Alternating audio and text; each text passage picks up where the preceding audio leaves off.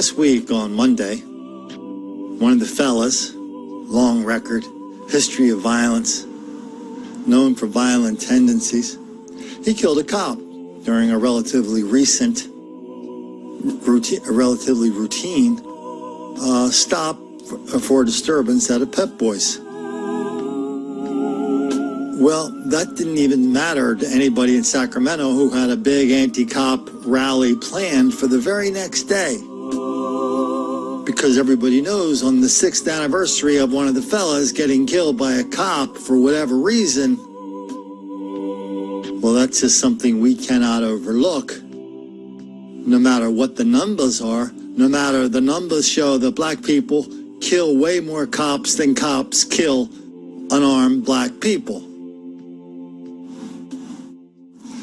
Let's take a look at this latest bit of ridiculousness out of Sacramento. Hours pour into the Sacramento County Sheriff's Department. We're getting through this with the support of our community. Honoring and remembering Deputy Mark Stasiuk, killed Monday afternoon after responding to a disturbance call at the Rancho Cordova Pep Boys. Somebody unfortunately lost their life senselessly.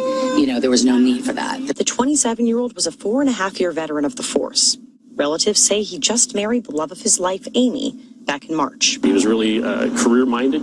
He wanted to move his career forward and learn. He was always willing to learn. As this investigation continues, we're learning more about the suspect, 38-year-old Anton Lemon. Sacramento County Superior Court records reveal Lemon has a long criminal history. That he is no stranger to law enforcement. He's currently on probation for carrying a loaded firearm back in 2016. His social media accounts suggest he was a rapper in Sacramento, going by the name Mr. Flow. Instagram posts on what appears to be his account show videos of automatic guns. Those weapons do exist in our community, but unfortunately in this case they're possessed by someone who does not have a legal right to possess those weapons. So when you look at it from that angle, absolutely, that is disturbing.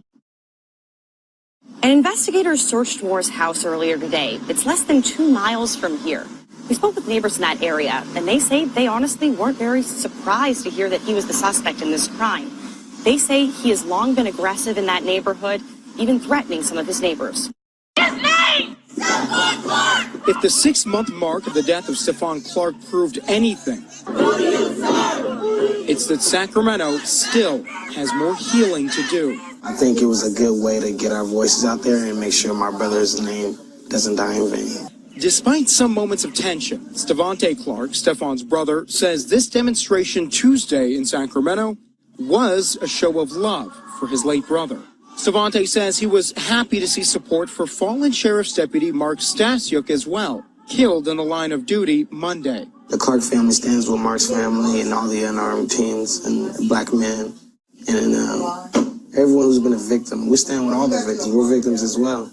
But make no mistake, half a year later, the Clark family is still hurting.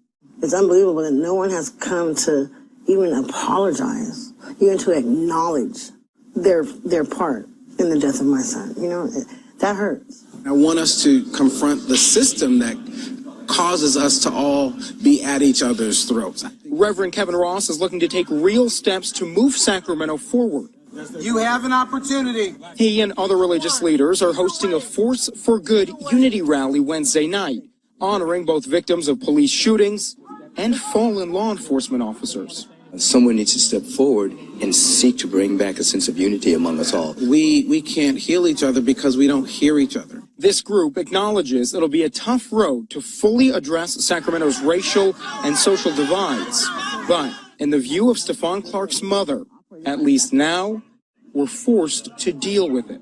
I think that the progress that has been made is that it's in your face now.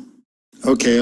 The protesters threw a little bone, saying, oh yeah, we remember the cop who just got killed yesterday by that guy for no reason whatsoever. But can we get back to the real issue, how black people are relentless victims of relentless white racism all the time, everywhere? That explains everything. That's the issue. Not that every day on the beat, on the job, cops and deputies are confronted with enormous amounts of hostility, violence, hatred, assault, and even murder. Yet these clowns are out in the street protesting the opposite. They don't want their son, their brother, their whomever to be forgotten in Sacramento. But as for the cop, you can forget him because his life and his job, what he's doing for us, doesn't mean a damn thing. And everybody in Sacramento knows if you say one thing different than that, you're going to make a lot of black kids angry.